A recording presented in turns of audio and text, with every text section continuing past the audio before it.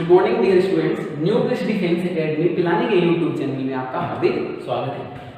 तो कल अपन पढ़ रहे थे कॉम्प्लेक्स नंबर, अपन ने स्टार्ट करा रखी थी उसका पार्ट थर्ड। मैं अब आपको पार्ट थर्ड पढ़ाता हूँ। इससे पहले पार्ट 1 और पार्ट 2 पढ़ा दिया है, जिसमें मैंने बेसिक कॉन्सेप्ट भी क्लियर करवाए हैं, शॉर्ट ट्रिक्स भी आपको मैंने कॉम्प्लेक्स के बारे में बताई है। अगर आपने पार्ट थर्ड से पहले वीडियो नहीं देखे हैं तो आप पार्ट फर्स्ट और सेकंड देख लीजिए। अब देखो भी पार्ट थर्ड के अंदर अपन क्या पढ़ाएंगे, प्रॉपर्टीज ऑफ कॉम्प्लेक्स नंबर। क्या पढ़ाएंगे? Properties of complex number. उससे पहले प्रॉपर्टीज ऑफ कॉम्प्लेक्स नंबर से पहले आपको क्या याद रखने की जरूरत है, देखो भी कि a square plus b square को क्या लिखते हैं, a plus iota b into a minus iota b। Clear हो रहा है? a square plus b square को a plus iota b into a minus iota b लिखते हैं। ये आइडेंटिटी याद रखनी है, ठीक है। ऐसे अब प्रॉपर्टी फर्स्ट स्टार्ट करते हैं अपन एडिशन की। तो सबसे पहले एडिशन। अब इस एडिशन के अंदर क्या करेंगे, देखो भाई कि z is equals to x plus iota y है, यानी ये रियल पार्ट ऑफ z और ये इमेजिनरी पार्ट ऑफ z आपको गिवन है। ये रियल पार्ट ऑफ z और ये इमेजिनरी पार्ट ऑफ z।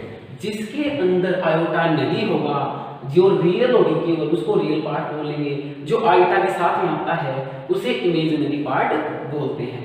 तो a square plus b square जो आइडेंटिटी है उसको a plus iota b into a minus iota b बोलते हैं। अब एडिशन देखो, addition of two complex number. Suppose that आपके पास ये पहला कॉम्प्लेक्स नंबर ये दे दिया मैंने कि a plus iota b, real part और इमेजिनरी पार्ट। तो z1 क्या हो गया, a प्लस आयोटा b, और सपोज दैट z2 हो गया c प्लस आयोटा d।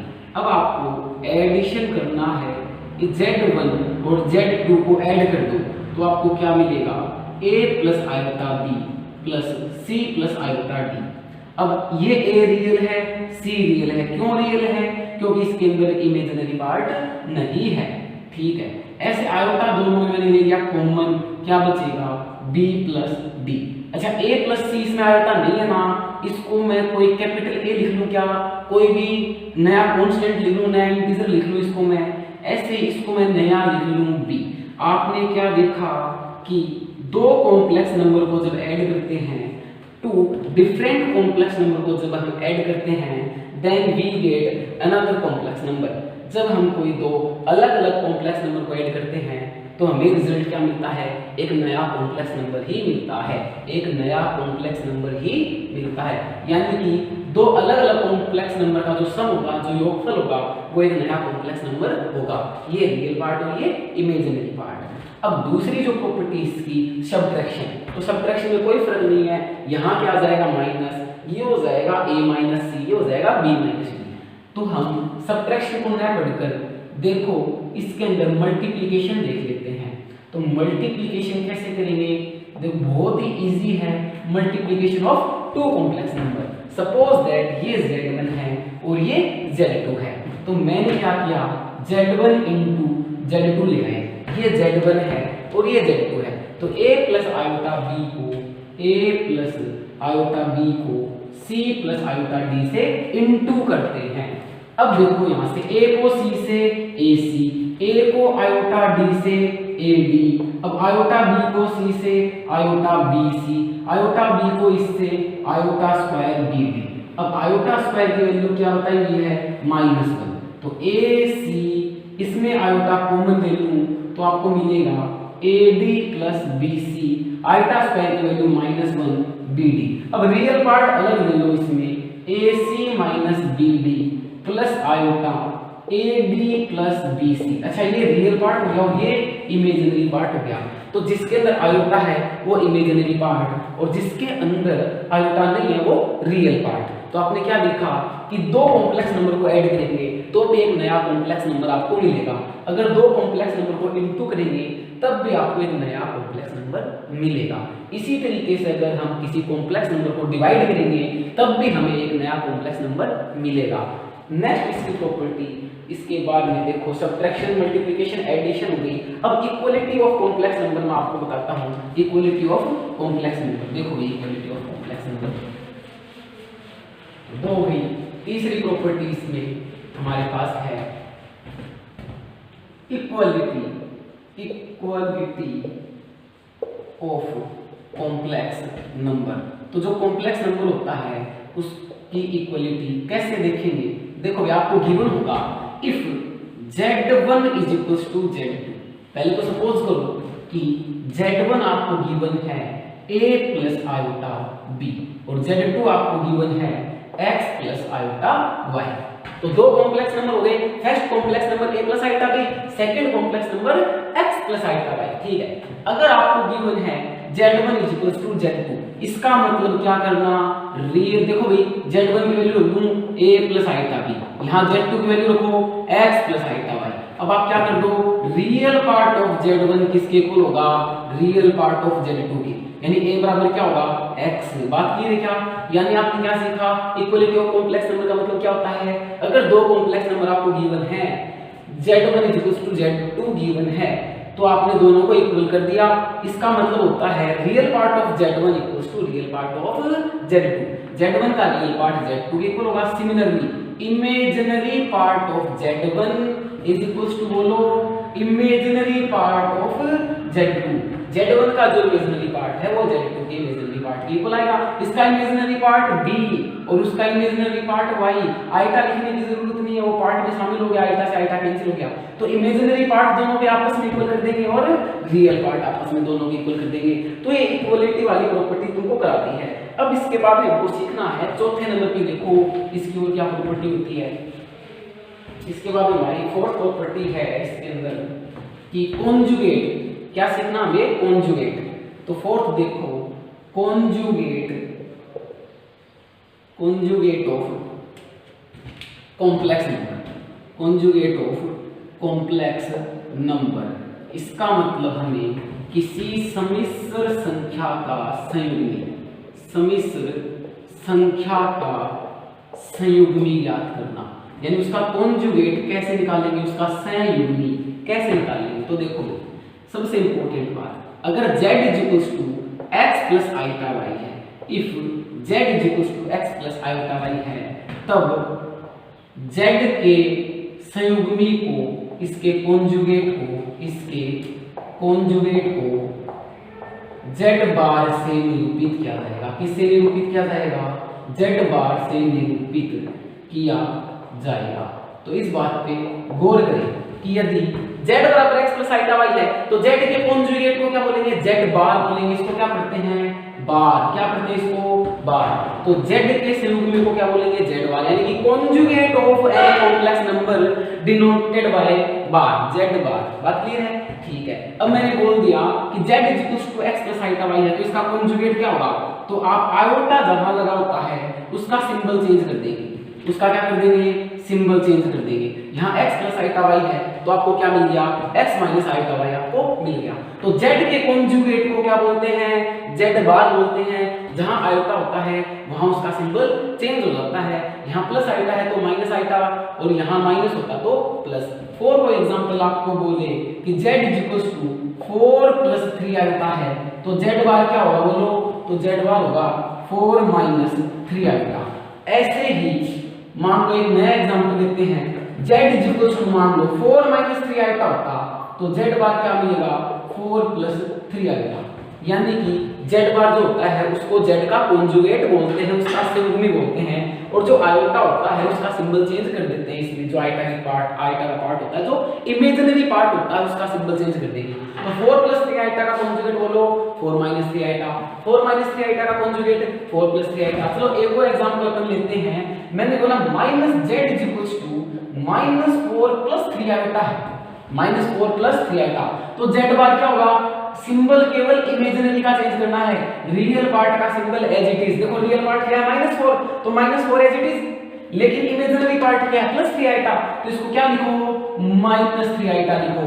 तो एग्जांपल में देख सकते हो, इसको समझ सकते हो कि कॉन्जुगेट क्या होता है। ये आपकी property 4, conjugate of any complex number, किसी सम्मिश्र संख्या का संयुग्मी किसके द्वारा निरूपित किया जाएगा, z बार से। किससे, इसको बार बोलते हैं, z बार।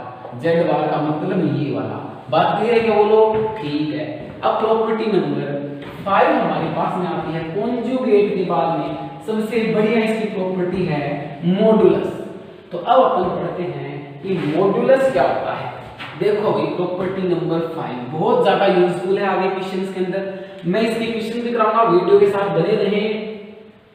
कोचिंग वगैरह किसी भी कंपटीशन एग्जाम में क्वेश्चन अपन साथ साथ लेके चलेंगे, लेकिन पहले कॉन्सेप्ट क्लियर करो। पार्ट 1 और 2 आ चुका है कॉम्प्लेक्स नंबर का। पार्ट 3 में मैं प्रॉपर्टीज पढ़ा रहा हूँ। इन प्रॉपर्टीज से ही आगे जाके क्वेश्चन बनेंगे। आप डायरेक्ट क्वेश्चन कर सकते हो प्रॉपर्टी अगर आपको याद है। मैं इस प्रॉपर्टी को समझा रहा हूँ। देखो प्रॉपर्टी 5 हमारे पास में कौन सी है? मॉड्यूलस। अच्छा मॉड्यूलस को और क्या बोलते हैं अपन? मैग्नीट्यूड। मॉड्यूलस या मैग्नीट्यूड। अच्छा मैग्नीट्यूड के बाद और क्या हो सकता है? इसको बोला जा सकता है मापांक। किसी सम्मिश्र संख्या का मापांक। किसी सम्मिश्र संख्या का मापांक यानी उसका मॉड्यूलस यानी कि मैग्नीट्यूड। कैसे निकाला जाएगा मॉड्यूलस? देखो भाई इसको डीपली तो नहीं पढ़ेंगे, डीपली पढ़ेंगे जब ध्रुवीय रूप पढ़ाएंगे ना, सम्मिश्र संख्या का ध्रुवीय रूप, तब अपन पढ़ेंगे। पहले देखो इधर सम्मिश्र संख्या का मापांक। फॉर एग्जांपल यहां से समझो z = x + iota y है। z = x + iota y है। अगर आपको क्वेश्चन कैसे गिवन होगा? आपको गिवन होगा इस कॉम्प्लेक्स नंबर का मॉड्यूलस क्या होगा, है ना? Find the magnitude, find the modulus of given complex number. अपन कैसे करेंगे? ध्यान दो, मॉड्यूलस को z मोड से डिनोट किया जाता है। इसको क्या बोलेंगे? z mode. क्या बोलेंगे? Mode of z। इसको बोलेंगे मोड ऑफ z यानी कि z का मॉड्यूलस। तो मोड ऑफ z क्या होता है?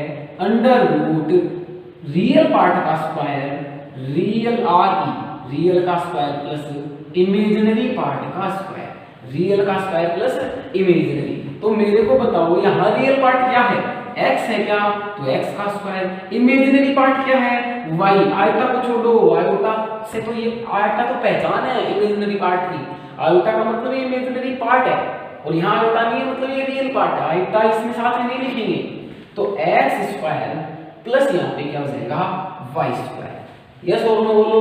अब इसके अंदर तुम रख भी दोगे तो भी कोई दिक्कत नहीं। ऊपर कर दे कोई, यानी मैंने क्या कहा? आयोटा तो इसकी पहचान है। आप इसके साथ में आयोटा यहाँ पे नहीं रखेंगे, मत रख देना, ठीक है? आगे देखो x² + y²। तो ये क्या होता है? किसी सम्मिश्र संख्या z का मॉड्यूलस। मैं आपको कोई क्वेश्चन बताता हूँ, थोड़ा सा ध्यान देना। अगर z = x - iota y है तो इसका मॉड्यूलस क्या होगा? इस √ रियल का स्क्वायर प्लस इमेजिनरी का स्क्वायर। तो आयोटा तो इसकी पहचान है और इसका इमेजिनरी पार्ट क्या है? -y। रियल x और इमेजिनरी -y। तो रियल का स्क्वायर प्लस इमेजिनरी का स्क्वायर। तो क्या मिला आपको? x² प्लस -y का स्क्वायर प्लस y²। अच्छा आपने क्या देखा बोलो? ये z है और ये z का बार है। ये क्या है? z का बार। बोल सकते कैसे? अरे z = x + iota y है। थोड़ी देर पहले प्रॉपर्टी नंबर 5 या 4 पढ़ाई थी कि ये z है तो इसका कॉन्जुगेट zy होगा, उसे क्या बोलेंगे? x - iota y। आपने क्या देखा कि जो z का मॉड्यूलस है वही z बार का है। जो z का मॉड्यूलस है वही मॉड्यूलस किसका होता है? z बार का। सबसे बड़ी बात एक ये भी ध्यान रखो कि जो z का मॉड्यूलस होता है उसे r भी कहते हैं। क्या कहते हैं? r भी इसे कहते हैं। z के मॉड्यूलस को r भी कहते हैं। और सबसे बड़ी बात इसमें ये भी देखो कि जो मॉड्यूलस होता है z या r, ये हमेशा आपको पॉजिटिव मिलेगा। क्या मिलेगा? पॉजिटिव। 0 ही मिल सकता है, पॉजिटिव मिलेगा आपको ये बात, जो हमेशा नेगेटिव कभी नहीं मिलेगा, ठीक है? इसके बाद में नेक्स्ट प्रॉपर्टी देखो मॉड्यूलस के बाद में। अब मॉड्यूलस आपको याद होगी। अगर आपको कॉन्जुगेट और मॉड्यूलस वाली प्रॉपर्टी अगर आपको आती है तो ही आगे और प्रॉपर्टी यूजफुल रहेगी, ठीक है? तो कॉन्जुगेट यानी सहयोगी वाली प्रॉपर्टी और मॉड्यूलस यानी मापांक वाली। अब प्रॉपर्टी नंबर 6 हमारे पास में आती है मल्टीप्लिकेटिव इनवर्स। बहुत ही इंपॉर्टेंट, इसके अंदर डायरेक्ट क्वेश्चन बनता है फोर्स में भी में। तो देखो भाई जो प्रॉपर्टी 6 हमारे पास में है वो क्या है? Property number 6 multiplicative inverse. कौन सा इनवर्स? मल्टीप्लिकेटिव। मल्टीप्लिकेटिव से पहले एडिटिव देख लो। Additive inverse. तो मैंने लिखा एडिटिव इनवर्स यानी कि इसका मतलब होता है योज्य। योज्य मतलब योग का। किसका? योग का। योज्य प्रतिलोम इसको हिंदी में बोलते हैं, यानी कि एडिटिव इनवर्स। एक बात तो जो हमारे पास में रात है, उसका अपोजिट क्या होता है? दिन। ठीक है, वैसे ब्लैक का व्हाइट, तो यहाँ से प्रतिलोम उसका जस्ट उल्टा। तो योग का प्रतिलोम, योग का अपोजिट क्या होगा? माइनस। घटाओ, यस और नो? एडिटिव का सब्ट्रैक्टिव तो होगा। ठीक है, तो योज्य प्रतिलोम यानी कि एडिटिव इनवर्स कैसे निकालेंगे? जैसे आपको क्वेश्चन दे दिया कि z = x + i है ना, तो इसका एडिटिव इनवर्स यानी कि योज्य प्रतिलोम आपको बताना है। तो इसका योज्य प्रतिलोम आप क्या लगा दो? -z। तो z का योज्य प्रतिलोम क्या होता है? -z होता है, यानी कि माइनस लगा दिया इसके, तो क्या हो गया? -x - i। अरे बात क्लियर है क्या बोलो? तो योज्य प्रतिलोम लगाने के लिए, निकालने के लिए क्या करेंगे? जो ओरिजिनल समिश्र संख्या है उसका क्या करेंगे? नेगेटिव कर देंगे, माइनस सिंबल ले लेंगे। ये आपका एग्जांपल फर्स्ट हो गया जैसे कि। ठीक है, ऐसे एग्जांपल सेकंड में आपको बताऊं कि z = मान लो -2 + आयोटा है, -2 + आयोटा कुछ और -2 + आयोटा। तो इसका योज्य प्रतिलोम यानी कि एडिटिव इनवर्स क्या होगा? एडिटिव इनवर्स को मैं क्या बोल देता हूं? ai का मतलब एडिटिव इनवर्स। तो इसका एडिटिव इनवर्स बोलो तो z का एडिटिव इनवर्स क्या होता है? -z। तो क्या लगा देंगे? माइनस लगा दो z के, माइनस का 2 + आयोटा, तो माइनस माइनस प्लस का 2 और ये माइनस आयोटा। बात क्लियर है क्या? तो इसको क्या बोलेंगे? 2 - आयोटा। तो -2 + आयोटा का एडिटिव इनवर्स क्या हो गया? 2 - आयोटा। यानी आपने क्या किया है? आपने केवल पूरे कॉम्प्लेक्स नंबर को -1 से इंटू कर दिया। तो आपको आई होप योज्य प्रतिलोम बहुत ज्यादा सिंपल आपको समझ में आ गया होगा, जस्ट उसका सिंबल चेंज करना है। बात क्लियर है बोलो? दोनों का, रियल पार्ट का भी और इमेजिनरी पार्ट का भी। अब योज्य प्रतिलोम के बाद में मैं जो भी प्रॉपर्टी बता रहा हूं एक एक एग्जांपल लेके आपको बता रहा हूं, तो नोट्स भी आप बना सकते हो। अब हमारे पास में 7वें नंबर पे सबसे इंपॉर्टेंट आती है मल्टीप्लिकेटिव इनवर्स। वो कौन सा इनवर्स था? Additive inverse. अब अपन क्या कर रहे हैं? Multiplicative inverse. कौन सा इनवर्स भाई? मल्टीप्लिकेटिव इनवर्स यानी कि गुणात्मक प्रतिलोम। यस बोलो तो गुणात्मक प्रतिलोम, गुणात्मक या गुणा का प्रतिलोम कुछ बोल सकते हो। देखो भाई, गुणात्मक प्रतिलोम यानी कि मल्टीप्लिकेटिव इनवर्स। तो मल्टीप्लिकेटिव इनवर्स क्या होगा? योग का प्रतिलोम, एडिटिव का क्या था? सब्ट्रैक्टिव। तो मल्टीप्लिकेटिव का क्या होगा? डिवाइड वाला। अरे ये सोच लो, तो गुणात्मक प्रतिलोम गुणा का उल्टा क्या हो जाएगा? भाग हो जाएगा। तो यानी कि इसको सोल्व कैसे करेंगे? एक तो डायरेक्ट फॉर्मूले से कर सकते हो, एक बहुत सिंपल आप कॉन्जुगेट की हेल्प से कर सकते हो। जैसे z = x + आयोटा आपको गिवन है ना। ध्यान दो, मैं बता देता हूं डायरेक्टली कि z का mi का मतलब क्या है बोलो? Multiplicative inverse. तो z का mi क्या होता है? 1/z होता है। z का मल्टीप्लिकेटिव इनवर्स क्या होता है? 1/z होता है। जैसे कि z का एडिटिव इनवर्स क्या होता है? -z। तो वैसे मैंने बोला है कि z का मल्टीप्लिकेटिव इनवर्स यानी कि गुणात्मक प्रतिलोम क्या होता है? 1/z, 1/z। ठीक है, अब मैं इसके अंदर ये तो हो गया डायरेक्ट ऐसे। इसका फॉर्मूला भी होता है, वो भी अपन लिखाएंगे। इसका एग्जांपल देखो, एग्जांपल में जैसे मेरे को किसी ने बोल दिया कि सर 4 - 3 आयोटा है, 4 - 3 आयोटा का mi बताओ। 4 - 3 आयोटा का, तो 4 - 3 आयोटा का 1/4 - 3 आयोटा। अरे ये सोचो, लेकिन आपको ऑप्शन नहीं मिलेगा। तो आपने क्या देखा? z का मल्टीप्लिकेटिव इनवर्स 1/z, तो 4 - 3 आयोटा का मल्टीप्लिकेटिव इनवर्स 1/4 - 3 आयोटा। ठीक है, अब इसको क्या करते हैं? अपोन में आयोटा नहीं छोड़ना, तो इसको क्या करो तुम? रैशनलाइज करो। क्या करो? आयोटा हटाना होता है अपोन से।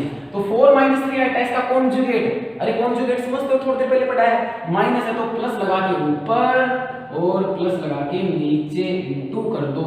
क्यों कर दो? क्योंकि आंसर तो ये आ गया, लेकिन ये आपको ऑप्शन में नहीं मिलेगा। अपोन में आयोटा नहीं रखना है।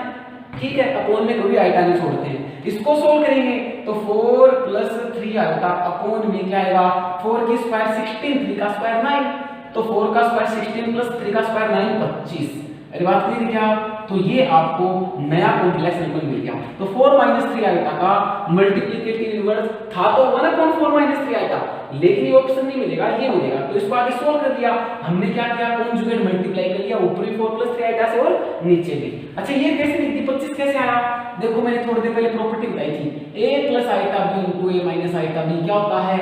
a² + b² होता है। तो 4 + 3 आयोटा * 4 माइनस 3 आइटा क्या हो जाएगा, a का स्क्वायर यानी कि 4 का स्क्वायर। b बोलो b3 प्लस में 3 का स्क्वायर, तो 16 प्लस 9 25, ये 9। तो इस फॉर्मूले से, इस आइडेंटिटी से मैंने इसको सोल्व कर दिया है। तो ये तो है z का जो मल्टीप्लिकेटिव इनवर्स है उसको बिना किसी फॉर्मूले के निकालना। वैसे इसका फॉर्मूला क्या होता है, देखो भी इसका फॉर्मूला भी देखो इजी है, उससे भी आ जाएगा फॉर्मूला। तो मेथड सेकंड, और ये कौन सा था, मेथड फर्स्ट। मल्टीप्लिकेटिव इनवर्स को, z के मल्टीप्लिकेटिव इनवर्स को यानी कि z का मल्टीप्लिकेटिव इनवर्स क्या लिख सकता हूं, 1/z। बोल सर ये बात वहां लिखी थी आपने, तो सेम ही होगा, z का मल्टीप्लिकेटिव इनवर्स 1/z, तो यहां भी z का मल्टीप्लिकेटिव इनवर्स 1/z। इसको क्या लिख सकता हूं, +1 है तो ऊपर जाके -1। अरे ये छोड़ दो, तो z का मल्टीप्लिकेटिव इनवर्स आप क्या कह सकते हो, z की पावर -1 यानी कि z इनवर्स। तो z का मल्टीप्लिकेटिव इनवर्स यानी कि गुणात्मक प्रतिलोम क्या होता है, z इनवर्स। और z इनवर्स का डायरेक्ट फॉर्मूला क्या होता है, z का बार अपॉन में z के मॉडुलस का स्क्वायर, z का बार अपॉन में z के मॉडुलस का स्क्वायर, यानी ये फॉर्मूला बन गया।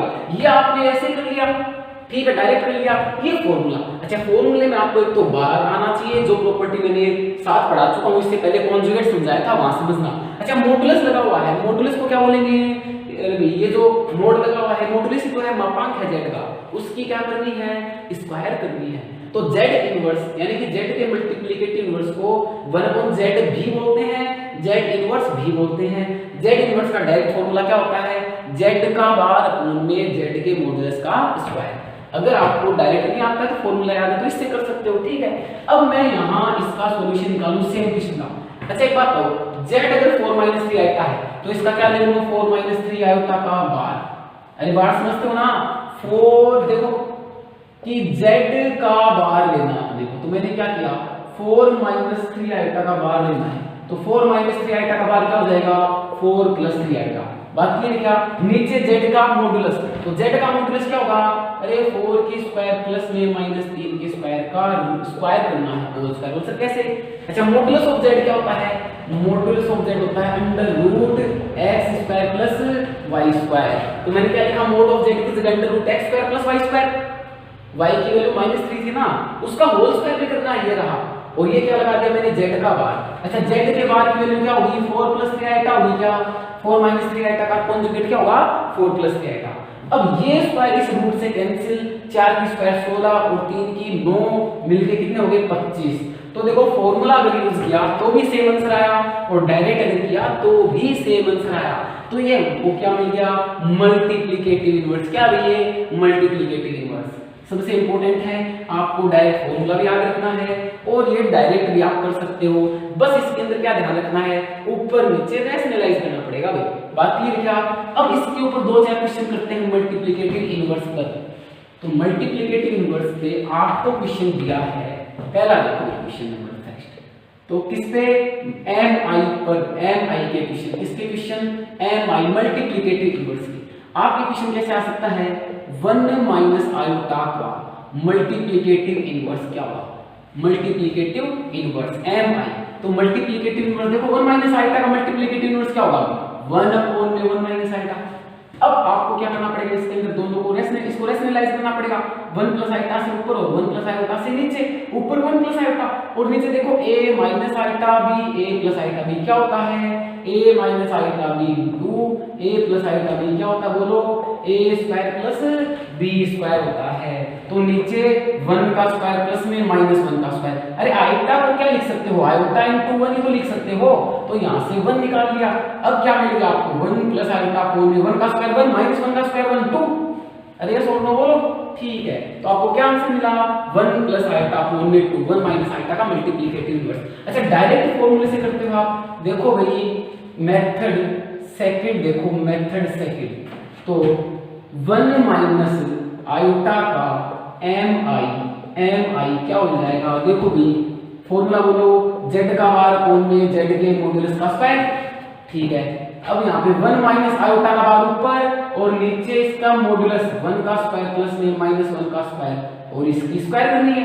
अरे ये छोड़ लो, ऊपर तो क्या क्या मैंने z का बार, ये कॉम्प्लेक्स नंबर है, इसको मैंने क्या बोल दिया z, क्या बोल दिया, z बोल दिया। तो क्या फॉर्मूला होता है मल्टीप्लिकेटिव इनवर्स का, z का भाग अपॉन में z के मॉड्यूलस का स्क्वायर। तो z का भाग 1 माइनस आइटा थी z की वैल्यू, उसके ऊपर बार लगा दिया, अपॉन में z का मॉड्यूलस हो गया, इसका स्क्वायर कर दिया। अच्छा 1 माइनस आइटा का बाद क्या होगा, 1 प्लस आइटा, ये स्क्वायर तो रूट से कैंसिल, 1 का स्क्वायर प्लस 1 का स्क्वायर 2। आपने क्या देखा, यहाँ भी 1 प्लस आइटा अपॉन 2 आया है और वहां भी 1 प्लस आइटा अपॉन 2 आया है। तो ऐसे मल्टीप्लिकेटिव इनवर्स निकाल सकते हैं। ऐसे ही बहुत ज्यादा थोड़ा सा फेमस था विषय इसमें देखो आयोटा, तो आयोटा का मल्टीप्लिकेटिव इनवर्स क्या होगा, आयोटा का गुणात्मक प्रतिलोम।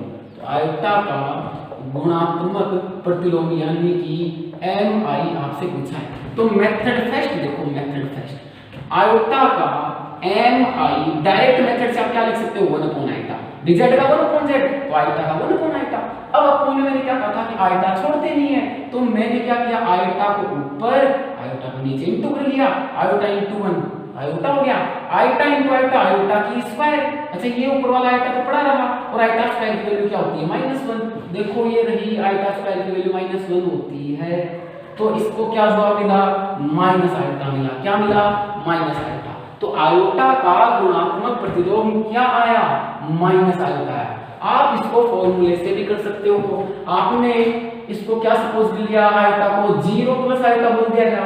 अरे आयोटा को आपने क्या बोल दिया, 0 प्लस आयोटा। अब इसका MI, तो MI क्या होता है, z का बार अपॉन में z के मॉड्यूलस का स्क्वायर।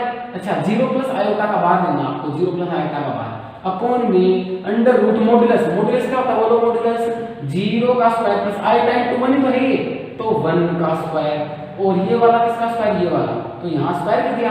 ठीक है, अब अरे ऐसे ही बार लगा हुआ है, 0 प्लस आइटा का बार 0 माइनस आइटा, 0 प्लस आइटा का बार 0 माइनस आइटा अपॉन में 1, तो आपको क्या आंसर मिला, माइनस आइटा। तो फॉर्मूले से करोगे तो भी आएगा, डायरेक्ट करोगे तो भी ये आएगा। ठीक है, नेक्स्ट जो प्रॉपर्टी है मल्टीप्लिकेटिव इनवर्स के बारे में, मॉड्यूलस हमने पढ़ लिया, कॉन्जुगेट हमने पढ़ लिया।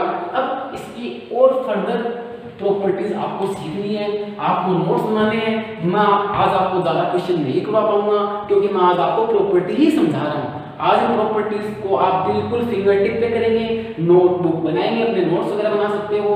फिर कल अपन इस पे ये जो प्रॉपर्टीज है इन पे बेस्ड क्वेश्चन पढ़ाएंगे, यानी कि पार्ट 4 के अंदर। पार्ट 3 में आगे और प्रॉपर्टी देखो।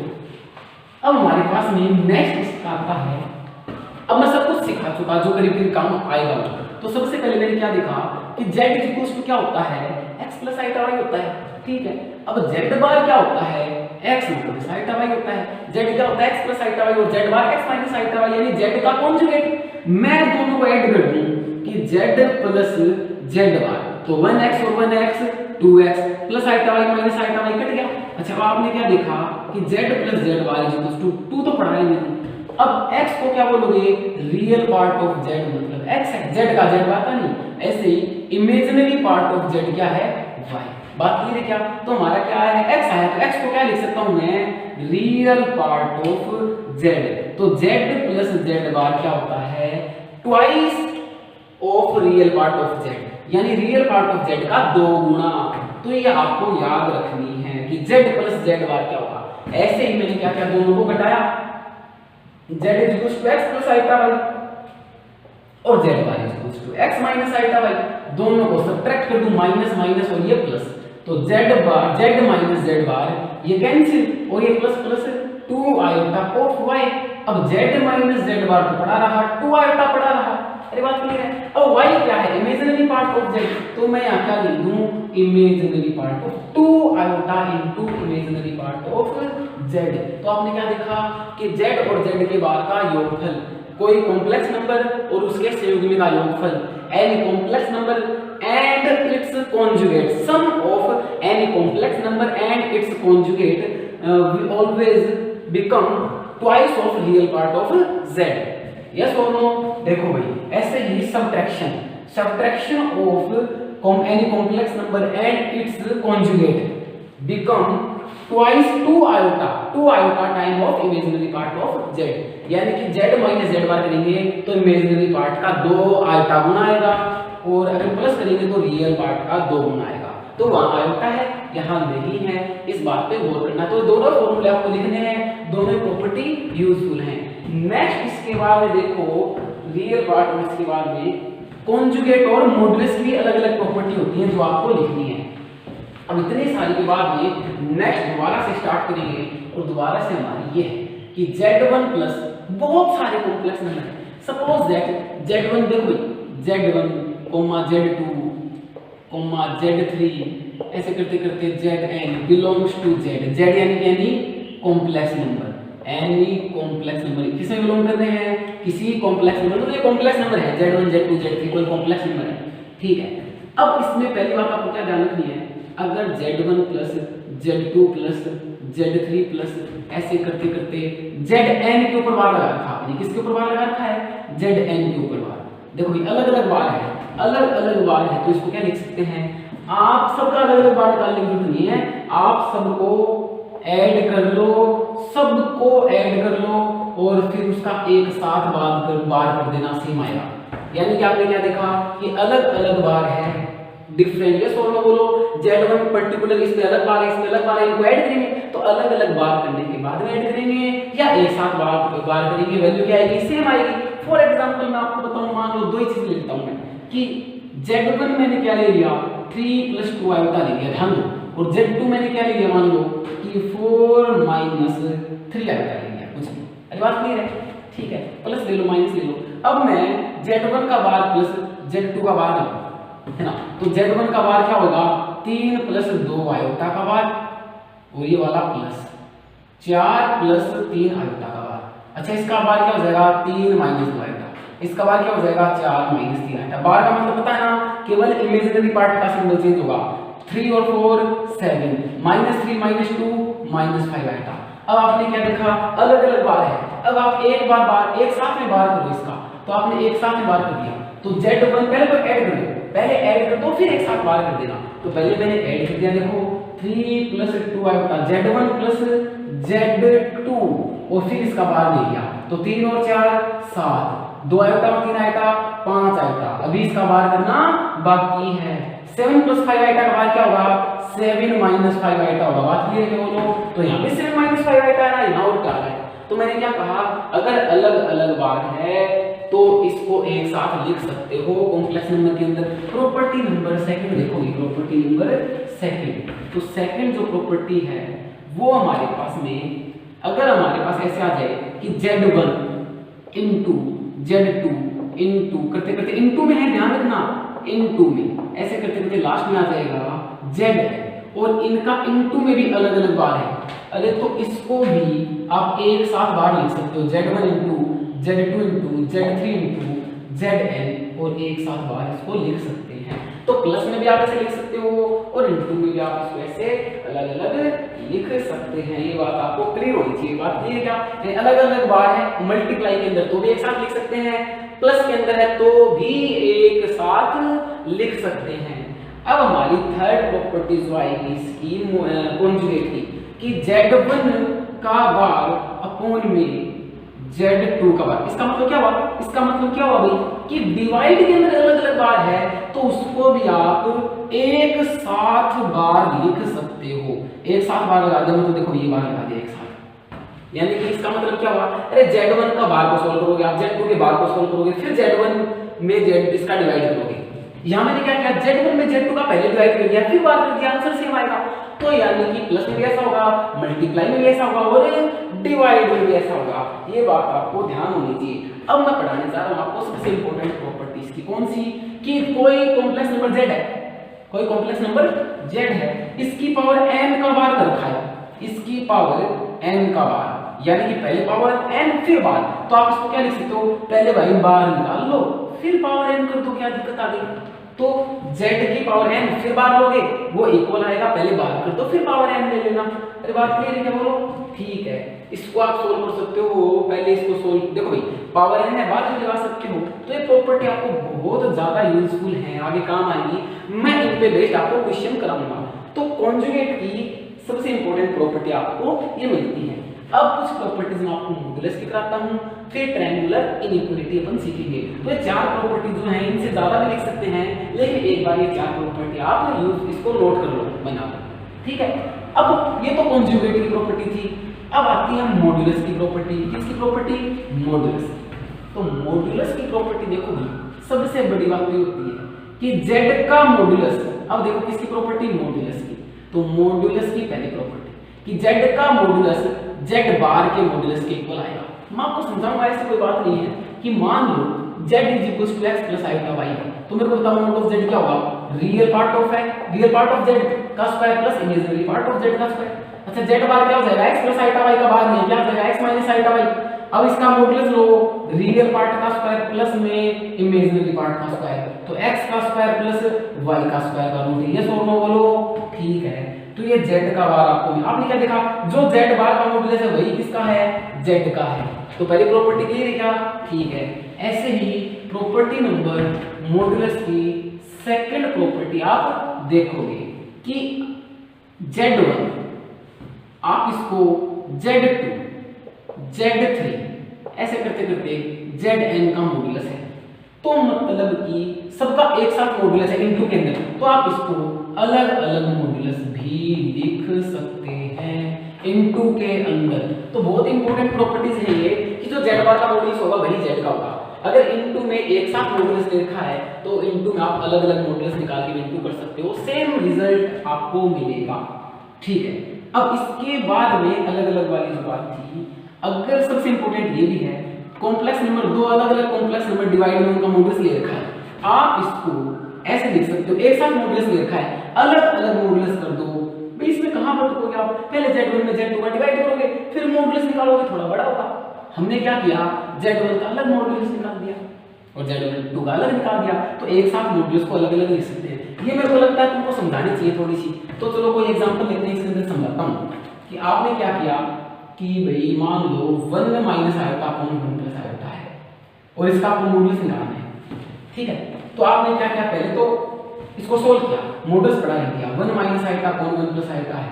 मैंने क्या किया, इसको ऊपर भी 1 - i से इंटू कर दिया और नीचे भी 1 - i से इंटू कर दिया।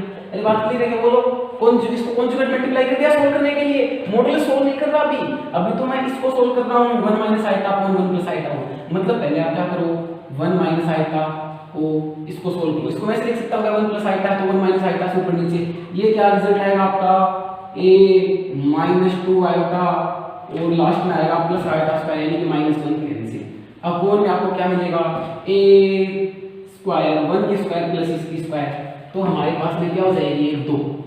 यस और नो बोलो, तो आपको क्या रिजल्ट मिला, -2i अपॉन में 2 कैंसिल यानी कि -i। अब इसका क्या लेना है, मॉड्यूलस, तो 1 - i अपॉन 1 + i का मॉड्यूलस आप ले रहे हो, मैंने मॉड्यूलस लगा दिया, तो आपको इसका मॉड्यूलस लेना है, तो इसको आप ऐसे लिख सकते हो क्या, 0 - i। अरे सोल्व हो तो मॉड्यूलस, इसको तो सोल्व कर लिया, यानी कि आपको 0 - i का मॉड्यूलस लेना है, तो क्या होगा, √0 की स्क्वायर प्लस -1 की स्क्वायर, क्यों, i तक इनटू में -1 ही है, तो आपने क्या देखा, 1 आंसर आया।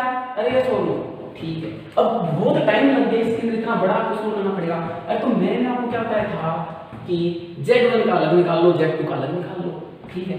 तो आपके पास क्या था, 1 - i अपॉन 1 + i था, इसका मॉड्यूलस निकालना था, तो मैंने क्या बोला, इसका अलग कर दो और इसका अलग कर दो। इसका मॉड्यूलस बोलो, इसका मॉड्यूलस क्या होगा बोलो, √1 की स्क्वायर प्लस -1 की स्क्वायर, नीचे क्या होगा, √1 की स्क्वायर प्लस 1 की स्क्वायर, तो √1 अपॉन में √1 क्या आंसर आया, 1 आया। ये ज्यादा इजी लगता है। फिर प्रॉपर्टी नंबर 3 थी कि एक साथ मॉड्यूलस है, अलग अलग मॉड्यूलस लिख सकते हैं। इसके बाद में नेक्स्ट इसकी प्रॉपर्टी देखो, सॉरी अब मैंने रब कर दी, नेक्स्ट प्रॉपर्टी इसकी 4th प्रॉपर्टी, तो क्या कौन सी वाली, ये वाली कि z⁴n है, फिर आपको मॉड्यूलस करना है, तो आप इसको क्या लिख सकते हो, मॉड्यूलस लेने के बाद में पावर n कर देंगे। उस वाले में ये ध्यान रखना कि ये तभी लगेगा, इसको अलग अलग लिख सकते हैं ना, ऐसे मैंने थोड़ी देर पहले बताया, यहाँ पे z2 ≠ 0, यानी ये जो कॉम्प्लेक्स नंबर है 0 नहीं होना चाहिए। हाँ, इस पे आ जाओ, दोबारा इस पे आ जाओ। तो कोई कॉम्प्लेक्स नंबर की पावर को सॉल्व करोगे, पहले फिर मॉड्यूलस लोगे, अरे पहले मॉड्यूलस ले लो फिर पावर n कर लो, है ना, तो बहुत ही यूजफुल है। फॉर एग्जांपल z मैंने बोला 1 + i होता है, क्या 1 + i था, और आपको ये बोल दिया गया है कि z की पावर 8 का मॉड्यूलस बताओ, z की पावर 8 का मॉड्यूलस, है ना, यानी कि 1 + i⁴ है। अरे बात क्लियर है क्या, तो इसका मॉड्यूलस हमें बताना है, तो z 1 + i है, तब आपको बोला गया है z की पावर 8, ये बताओ क्या होगा। अब आपके पास दो बात है, 1 प्लस आयोटा की होल पावर 8 को सोल्व करो, पहले तो 1 प्लस आयोटा की होल पावर 8 को सोल्व करो, फिर इसका मॉडुलस निकालें। तो मेरे पास यहाँ पे प्रॉपर्टी है कौन सी, अरे पहले मैं z का मॉडुलस निकाल लूं, तो z का मॉडुलस क्या होगा बोलो, √1 का स्क्वायर प्लस 1 का स्क्वायर, तो √2 आ गया बोलो, अरे ये नो ठीक है।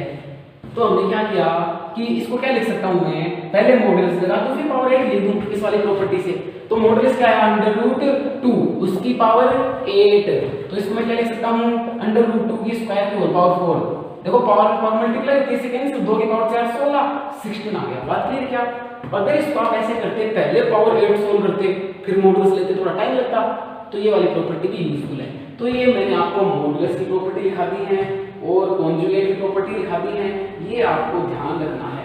इसके बाद में एक लास्ट और बचती है, वो मैं आपको और दिखा देता हूँ, कौन सी वाली, z इंटू जेड का बार क्या होगा, मोड ऑफ z के स्क्वायर के इक्वल होगा। कैसे, अरे z क्या है, x प्लस आइटा y, और z बार क्या है, x माइनस आइटा y, क्या हो जाएगा, x square plus y square, x square plus y square को क्या बोलेंगे, x square plus y square के रूट का स्क्वायर बोल सकता हूँ क्या मैं, √x स्क्वायर प्लस, देखो कट जाएगा कोई फर्क नहीं पड़ेगा, √x square plus y square को क्या बोल सकता हूँ मैं, मोड ऑफ z। यस और नो, तो ये आपकी प्रॉपर्टीज हैं, ठीक है। अब ट्रायंगुलर प्रॉपर्टीज और हैं जो आपको ध्यान रखनी है, इंपॉर्टेंट। कौन सी property, triangular inequality, triangular inequalities, ये बहुत कम यूजफुल होती है नेवी एयरफोर्स वगैरह में, तो ये थोड़े हाई लेवल की होती है। तो ट्रायंगुलर इनइक्वालिटीज क्या कहती हैं कि दो कॉम्प्लेक्स नंबर है z1 और z2, अगर उनका एक साथ सम करते हैं तो वो छोटा होगा, लेस देन होगा उनके अलग अलग सम से। z1 प्लस z2 का जो एक साथ मॉडुलस है वो लेस देन और इक्वल टू हो सकता है z1 का मॉडुलस प्लस z2 के। अरे बात क्लियर क्या, ऐसे ही हमारी क्या होती है, माइनस वाली होती है कि z1 माइनस z2 का मॉडुलस बड़ा होता है इसके अलग अलग से। कोई ज्यादा यूजफुल नहीं होगी, याद रखने की इतनी ज्यादा जरूरत नहीं है कि z1 प्लस z2 का जो मॉडुलस है वो लेस देन या इक्वल टू होगा अलग अलग मॉडुलस से, ठीक है। अब देखो इसके अंदर नेक्स्ट अपन पढ़ते हैं, मापांक पढ़ लिया, अब दो इंपॉर्टेंट